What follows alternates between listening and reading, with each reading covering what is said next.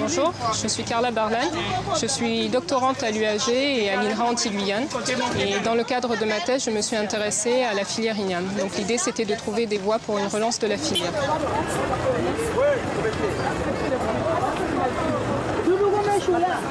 Merci. Merci de rien, de vous bénisse. La production d'igname n'a pas cessé de diminuer sur les 40 dernières années. À cela, plusieurs raisons. La crise de la chlordécone, la sensibilité de la plante à l'anthracnose, un champignon pathogène, l'évolution des modes de consommation et enfin les coûts importants sur la culture. Dans le cadre de nos projets de recherche, nous avons décidé d'avoir une approche globale de la filière, de la fourche à la fourchette, afin de trouver des pistes pour impulser un nouvel essor à la filière. Pour cela, nous sommes allés voir des consommateurs, nous avons caractérisé leurs attentes, nous sommes également allés voir des revendeurs et des producteurs. Je vous invite à rencontrer Manuel, producteur d'igname, et Sophie, revendeuse. Bonjour Sophie. Bonjour Carla. Tu vas bien? Oui, ça va. Tu es toujours à Grosse Montagne? Toujours. Oui. Oui. Ça se passe bien? Tout à fait. Tu vends de l'igname là en ce moment? Oui. Et qu'est-ce que tu fais comme variété? Alors, j'ai la variété igname jaune, igname grosse caille, igname kabusa, des madères, la patate douce. D'accord. Et dans l'igname, qu'est-ce que les gens préfèrent? L'igname jaune. L'igname jaune, d'accord. Et est-ce que tu fais de l'igname du Costa Rica aussi? Non, chez moi, ils préfèrent l'igname de Guadeloupe. Ils priment sur la Guadeloupe, alors je n'en fais pas du tout. D'accord. Okay.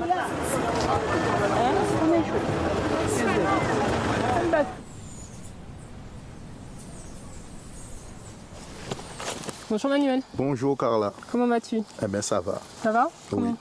Cette année-là, comment ça se passe sur l'igname? Eh bien ça se passe plus ou moins bien.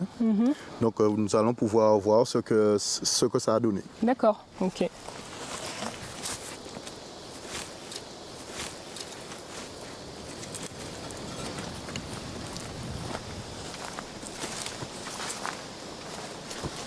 Bonjour Télan. Bonjour Manuel. Bonjour. Bonjour. Oui, ce sont des ignames jaunes. Donc cette variété-là, nous avons ici, si nous le plantons ici, c'est par rapport au fourmi manioc. Et est-ce que tu rencontres d'autres difficultés à produire? On a à certains moments, en fin de culture, on a des problèmes avec des rongeurs, en particulier des rats. D'accord. Qui aiment bien l'igname bien mûr. Ok. D'accord. Et là, je vois là dans le sillon, vous avez désherbé il n'y a pas très longtemps. Oui, on vient de désherber. Quand nous récoltons, nous désherbons en même temps. Et notre pratique de désherbage est essentiellement manuelle. D'accord. Oui. Ok, donc ça demande beaucoup de temps? Beaucoup de temps.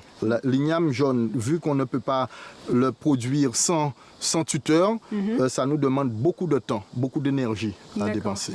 Donc ça coûte cher de produire de l'igname aujourd'hui en Guadeloupe? L'igname jaune, il faut environ 20 000 € pour produire 1 hectare d'igname jaune, en comptant les tuteurs, la main-d'œuvre, ça occupe essentiellement à la main. D'accord. Ok. Donc finalement, pour couvrir les coûts de production et arriver à vous en sortir, il faudrait revaloriser le prix de l'igname. Et ça pourrait passer par la mise en place d'un label sur la production. Je partage ton avis.